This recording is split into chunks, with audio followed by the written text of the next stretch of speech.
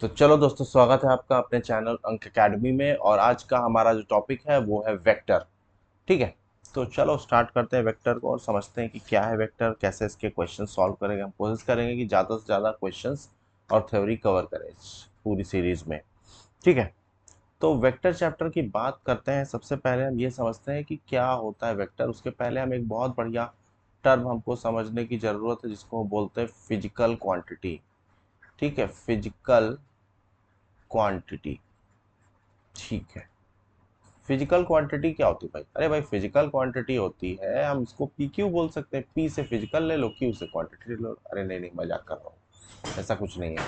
तो चलो, physical quantity क्या होती है? Basically which can be measured, anything which can be measured.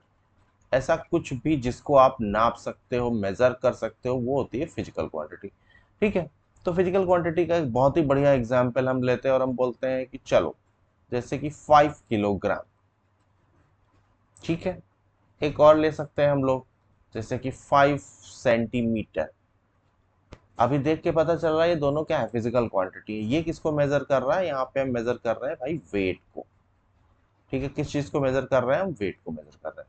यहाँ पे हम मेजर कर रहे हैं अपनी लेंथ को। चलो बहुत बढ़िया, दोनों ही चीज सही है। अब किसी फिजिकल क्वांटिटी को डिनोट कैसे करोगे? अभी देखो जरा ऊपर, फिजिकल क्वांटिटी में दो चीजें हैं। एक तो फिजिकल क्वांटिटी में है एक कोई नंबर है और उसके साथ कोई यूनिट जुड़ी हुई है। यहाँ पे भी देखो कोई नंबर है और उसके साथ कोई यूनिट जुड़ी हुई है। ठीक है, तो हम कहते हैं कि फिजिकल क्वांटिटी में कोई भी दो चीजें होंगी। तो पहली चीज जो होगी उसको हम बोलेंगे, चलो हम अभी के लिए उसको नंबर ही बोल देते हैं। नंबर क्या दिखा रहा है? वैल्यू दिखा रहा है, तो उसको हम वैल्यू भी बोल सकते हैं। वैल्यू को हम फिजिक्स की लैंग्वेज में मैग्नीट्यूड भी बोलते हैं। मैग्नीट्यूड। ठीक है, इसका मतलब क्या है? अरे भाई, इसका मतलब है कि आगे की जो दो चीजें हैं, आगे की जो दो नंबर लिखे हैं हमने, ये दोनों क्या है? ये मैग्नीट्यूड है, वैल्यू है या नंबर है। ठीक है, बहुत बढ़िया। अब और साथ में क्या होगा? साथ में उसके होगी एक यूनिट। यूनिट मतलब क्या? जिसमें मेजर किया जा रहा है। ठीक है, तो अगर देखो ध्यान से तो पीछे वाला क्या है? पीछे वाला यूनिट है। यहाँ पे देखो पीछे वाला क्या है? पीछे वाला यूनिट है। यानी कि फिजिकल क्वांटिटी की अगर मैं बात करूं, फिजिकल क्वांटिटी को अगर आपसे कोई पूछे कि कैसे लिखोगे फिजिकल क्वांटिटी को, तो कोई भी फिजिकल क्वांटिटी में उसको पी क्यू बोल देता हूँ। पी से फिजिकल, क्यू से क्वांटिटी। क्या होगा? उसमें कोई तो नंबर होगा और कोई तो यूनिट होगी। क्लियर हो गई बात? कोई तो नंबर होगा, कोई तो यूनिट होगी। जैसे कि इसका एक और एग्जांपल हम ले लेते हैं। मान लेते हैं मैं बोलता हूँ 30 डिग्री सेल्सियस। ठीक है, ये एक तरह का इसका एग्जाम्पल हो सकता है। चलो, इसकी लिखने की जरूरत नहीं है, आगे देखते हैं भाई। तो फिजिकल क्वांटिटी आई गेस सबको समझ में आ गई कि भाई विच कैन बी मेजर्ड। ठीक है, आगे समझो। अगर आपसे कोई बोले कि फिजिकल क्वांटिटी कितने तरह की होती है, तो हम ये कह सकते हैं अपने सिलेबस में जो हमें पढ़ना है, एक होता है स्केलर और दूसरा होता है भाई वेक्टर। एक होता है स्केलर और दूसरा होता है वेक्टर। ठीक है भाई, स्केलर और वेक्टर को बहुत अच्छे से समझते हैं। और क्या है? स्केलर और वेक्टर दोनों ही फिजिकल क्वांटिटी हैं, तो दोनों में ही नंबर होगा और यूनिट होगी, यानी मैग्नीट्यूड होगा और यूनिट होगी। ठीक है, इसका मतलब मैं ये बोल सकता हूँ, पहला पॉइंट मैं ये लिख सकता हूँ यहाँ पे कि इसमें सबसे पहले तो मैग्नीट्यूड होगा। अभी आपको क्लियर है आई गेस कि मैग्नीट्यूड का मतलब क्या है? अरे भाई, मैग्नीट्यूड का मतलब है न्यूमेरिकल वैल्यू। ठीक है, तो मैग्नीट्यूड तो होगा। इसमें भी वेक्टर क्वांटिटी में भी मैग्नीट्यूड होगा, कोई समस्या नहीं है, मैग्नीट्यूड होगा। ठीक है, दूसरा यूनिट तो होगी ही, यूनिट होगी दोनों में ही। ठीक है, अच्छा, एक चीज और आती है, क्या इसमें डायरेक्शन होगी और क्या नहीं होगी? तो वेक्टर की जब भी हम बात करते हैं भाई, वेक्टर का मतलब ही है कि उसमें डायरेक्शन होगी। और स्केलर का मतलब है कि नो डायरेक्शन, डायरेक्शन की बात ही कहीं पे नहीं आएगी। हम कहीं पर भी डायरेक्शन को नहीं लेंगे। ठीक है, तो ये बहुत छोटी बेसिक बात हो गई। ठीक है, अभी हम इसको और डिटेल में समझेंगे। एक चीज और समझते हैं हम। अगर कोई मुझसे बोले कि सर स्केलर के कुछ एग्जाम्पल बताइए, तो मैं कह सकता हूं कि भाई ठीक है, डिस्टेंस जो है वो एक स्केलर का एग्जाम्पल है, ठीक है। और यहां पे हम कह सकते हैं कि डिस्प्लेसमेंट एक स्केलर का एग्जाम्पल है, डिस्प्लेसमेंट, ठीक है। और क्या बोल सकते हैं, चलो स्पीड को ले लेता हूं मैं, स्पीड। और क्या बोल सकते हैं, और मैं बोलता हूं कि चलो मास को ले लेते हैं, मास एक स्केलर का एग्जाम्पल है। इधर अगर मैं बात करूं तो वेलोसिटी है एग्जाम्पल, और वेट है। तो सर इसमें डिफरेंस क्या, इसमें क्या डिफरेंस है, ठीक है। एक चीज तो हमको क्लियर है, मेन डिफरेंस हमारी डायरेक्शन का। एक और पॉइंट है जो हमें लिखना चाहिए, अभी आगे हम उसको समझेंगे। इसको क्या कह सकते हैं, can be added, can be added by ordinary rules, ordinary rules of algebra, ordinary rule से ऐड कर सकते हैं। इसमें we can not add, we can not add, हम ऐड नहीं कर सकते हैं। कैसे नहीं ऐड कर सकते हैं, बाई ऑर्डी, बाई ऑर्डिनरी रूल्स, हम ऐसा नहीं कर सकते, ठीक है। तो ये बहुत बेसिक चीजें हो गई। अब हम वापस से समझते हैं स्केलर और वेक्टर में क्या डिफरेंस है, और स्केलर में एक चीज और समझेंगे कि डिस क्या इफेक्ट आता है। तो चलो देखते हैं, मैं एक एग्जांपल लेता हूँ। मान लेते हैं कि हम, चलो मान लेते हैं कि ये आपके किसी दोस्त का घर है। मैं इस घर बना देता हूँ यहाँ पर, चलो मान लेते हैं कि ये आपके किसी दोस्त का घर है, ठीक है। और मैं बोलता हूँ कि ये यहाँ पे कहीं पर आपका खुद का घर है। आपका घर थोड़ा अच्छा बनाते हैं, बड़ा, तो आपका घर ये है, चलो मान लेते हैं ये आपका घर है, ठीक है। आपको यहाँ से यहाँ तक कुछ तो रास्ता होगा, ठीक है। तो मैं बोलता हूँ कि रास्ता कुछ ऐसा है, यहाँ से गए, ऐसे गए, ऐसे गए, फिर ऐसे गए, फिर इस डायरेक्शन में गए, फिर इस डायरेक्शन में गए, फिर इस डायरेक्शन में गए, इस डायरेक्शन में गए, और इस डायरेक्शन, और घर पहुंच गए।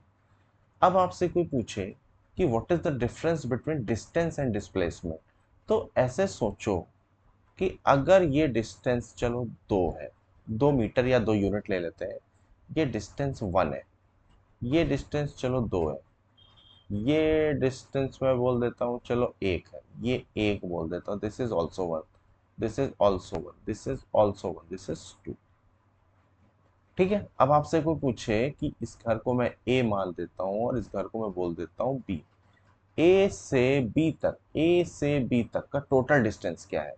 आपसे पूछिए कि ए से बी तक का आपको बताना है डिस्टेंस, क्या बताना है अभी आपको, डिस्टेंस बताना है।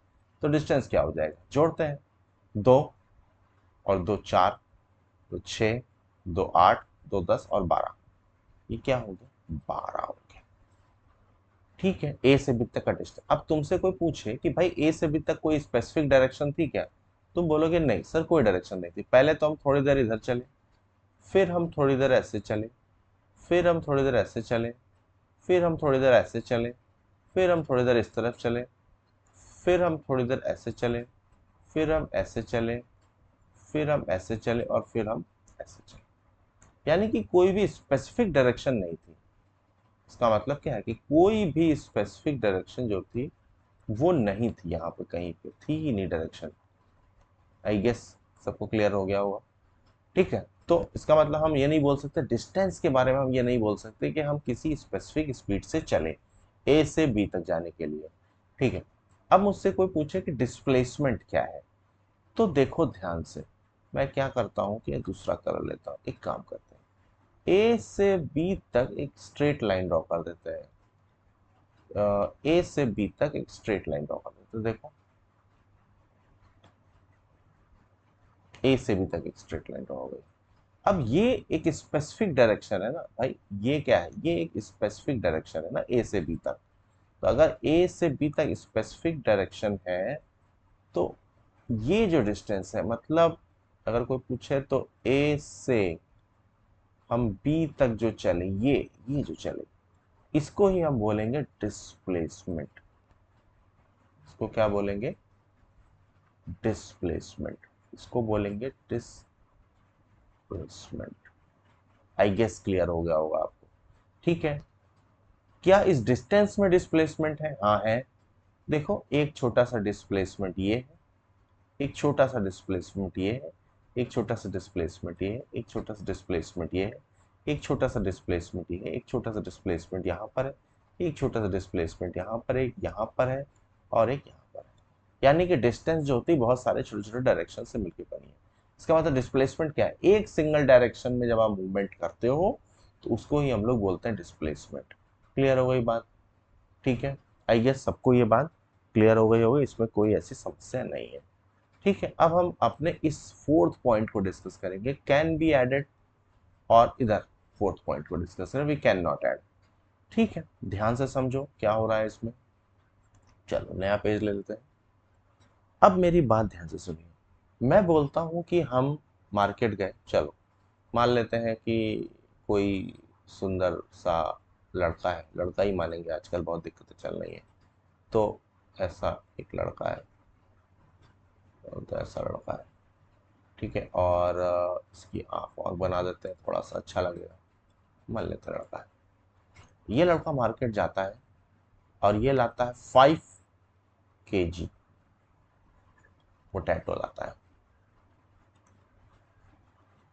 और इसके पापा भी जाते हैं मार्केट और वो गलती से 10 kg पोटैटो ले आते हैं। उसकी आंख रह गई, भाई बुरा मत मानना, 10 kg पोटैटो ले आते। अब आपसे कोई पूछे टोटल कितना आ गया, आप सीधा बोलोगे सर 15 kg। बेसिक मैथमेटिक्स से आप इसको कर सकते हो, कोई समस्या नहीं है। क्योंकि ये क्या है, ये 5 kg क्या हमने किया, अरे भाई 5 kg क्या था, 5 kg था आपका मास था। 5 kg क्या था भाई, मास था। ठीक है, क्लियर है? चलो, तो ये तो एक बेसिक एग्जांपल हो गया। अब हम अपने दूसरे वाले पॉइंट पे चलते हैं। ये बात हो गई स्केलर की। स्केलर का फोर्थ पॉइंट का एक्सप्लेनेशन ये हो गया। अगर हम वेक्टर के फोर्थ पॉइंट को देखते हैं, वी कैन नॉट ऐड, तो इसको समझते हैं अच्छे से थोड़ा सा। चलो मान लेते हैं कि एक, मैं बोलता हूं कि बहुत बड़ा सा ऐसा ऐसा ब्लॉक रखा है, ये सबको दिख रहा होगा ये ब्लॉक। ठीक है, अब ये ब्लॉक रखा है और इस पर क्या है कि इस पर ऐसे एक फोर्स लग रहा है, ऐसे एक फोर्स लग रहा है, और इधर से भी कोई दूसरा आदमी फोर्स लगा दे रहा है। ठीक है, ध्यान से सुनना इस चीज को, बहुत ध्यान से। मैं बोलता हूं कि अगर इधर से फोर्स लग रहा है, अरे यार पेंसिल भी ना, चलो, मैं बोलता हूं कि अगर इधर से कोई फोर्स लगा रहा है और इधर से कोई फोर्स लगा रहा है, ब्लॉक बहुत हैवी है, बहुत ही हैवी ब्लॉक है। तो अगर इधर से फोर्स लगा रहा है, चलो मान लेते हैं इधर से। अब हमें क्या करना है, इस ब्लॉक को शिफ्ट करना है। बेसिकली हम चाहते हैं कि ये ब्लॉक किधर तो शिफ्ट हो जाए। इधर से आता है हमारा फेवरेट बाहुबली, इधर से हमारा आता है बाहुबली। अब ये सबको पता है भाई कि बाहुबली के पास बहुत ताकत है। तो बाहुबली फोर्स लगाता है 100 न्यूटन। कैसा फोर्स लगाता है, 100 न्यूटन का। ठीक है, इधर से डेफिनेटली हम मान लेते हैं इनके मामा कटप्पा आते हैं, और वो डेफिनेटली बाहुबली से तो वीक होंगे, तो 20 न्यूटन का फोर्स लगाते हैं। अब आप बताओ कि ये ब्लॉक किधर जाएगा। सर ब्लॉक जाएगा इस तरफ, ऐसे जाएगा। आई गेस यही बोल रहे होगे आप, कितने फुट से इधर जाएगा, नहीं ये तो गलत है, फिर किधर जाएगा। सर ब्लॉक इधर जाएगा, ऐसे ऐसे जाएगा, बिल्कुल सही, ऐसे जाएगा ब्लॉक। कितने फोर्स से इस तरफ मूव करेगा, ब्लॉक मूव करेगा 80 न्यूटन के फोर्स से, 80 न्यूटन की फोर्स। इसका मतलब 80 न्यूटन आया कैसे, सर 80 न्यूटन आया, आपने क्या किया, 100 में से आपने 20 को माइनस कर दिया। देखो 100 में से आपने 20 को माइनस, ऊपर 100 है और 20 आपने माइनस कर दिया। क्लियर है? जब आपने 100 में से 20 माइनस कर दिया आपका 80 न्यूटन आ गया। ये 80, लेकिन यहाँ तो सर आप तो बोल रहे थे कि हम माइनस नहीं कर सकते, अभी कैसे हो रहा है? चलो मैं एक एग्जांपल और लेता हूँ, शायद तुमको समझ में आए। ध्यान से देखो, मैं बोलता हूँ कि ये एक बॉल है, छोटा सा पत्थर है बड़ा सा, ठीक है। अब इस पत्थर को वापस से बाहुबली आता है, वापस से बाहुबली को बी से बोल देते हैं, और बाहुबली 100 न्यूटन का फोर्स लगा रहा है, ठीक है। और अगेन हमारा प्यारा कटप्पा 20 न्यूटन का फोर्स लगाता है। अरे यार ये क्या चीज है, चलो इसको सॉल्व करेंगे प्रॉब्लम को, टेक का कुछ प्रॉब्लम है। 20 न्यूटन का फोर्स लगाता है, कितने न्यूटन का भाई? 20 न्यूटन का। अभी डेफिनेटली सब लोग बोलेंगे कि सर ये बॉल तो इधर जाएगा, सही है, जाने दो। अब अगर आपसे पूछे कितने फोर्स से इधर जाएगा, तो आप बोलोगे सर 120 से। 120 कैसे आएगा? आप लिखोगे सर 100 प्लस 20 इक्वल टू 120। तो सर हम वापस से फोर्थ पॉइंट को समझते हैं। देखो जरा, हमारा फोर्थ पॉइंट हम देखते हैं एक बार। फोर्थ पॉइंट क्या था? We can add ordinary rules by algebra, मतलब स्केलर को तो हम ऐड और सब्सट्रैक्ट कर सकते हैं, बट यहाँ पर वेक्टर को हम ऐड और सब्सट्रैक्ट नहीं कर सकते। ठीक है, बढ़िया। अगर मैं वापस से देखता हूँ तो यहाँ पर तो ऐड और सब्सट्रैक्ट हो रहा है। अरे भाई यहाँ पे तो ऐड हो रहा है ना, यहाँ पे तो देखो सब्सट्रैक्ट हो जा रहा है, और नीचे वाले केस में ऐड हो जा रहा है, फिर ये कैसे?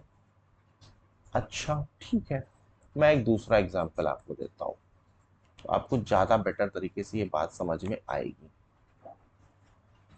ध्यान से देखो, अरे भाई देखो ना ध्यान से, क्या देखोगे?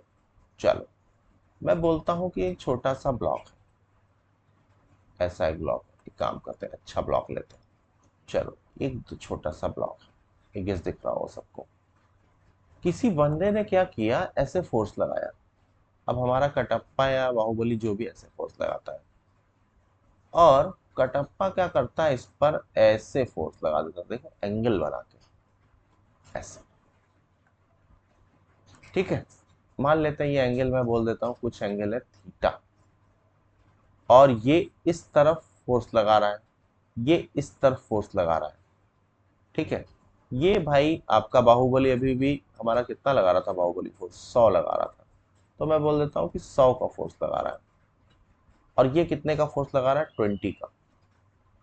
सही है ना, वही 100 का और 20 का फोर्स लग रहा है। अब आप बता सकते हो क्या नेट फोर्स कितना हो? नहीं बता सकते। अभी समझ में आया?